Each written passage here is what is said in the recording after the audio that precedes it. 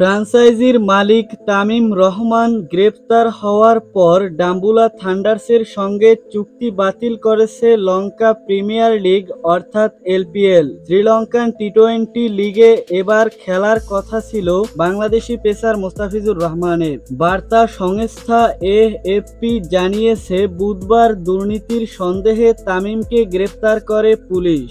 দুবাইয়ের উদ্দেশ্যে যেতে উদ্যত তামিমকে ফ্লাইটে চড়ার আগেই কলম্বোর বিমানবন্দরে আটক করা হয়। পুলিশ ও অভিবাসন কর্মকর্তার বরাত দিয়ে এএফপি জানিয়েছে, 3 ম্যাচ ফিক্সিংয়ে জড়িত বলে সন্দেহ করা হচ্ছে।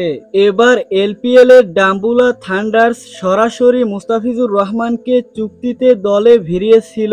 ডাম্বুলা থান্ডার্স ফ্র্যাঞ্চাইজিটি এ মৌসুমেই প্রথমবার অংশ নিতে যাচ্ছিল। এর আগে দলটির নাম ছিল ডাম্বুলা অরা।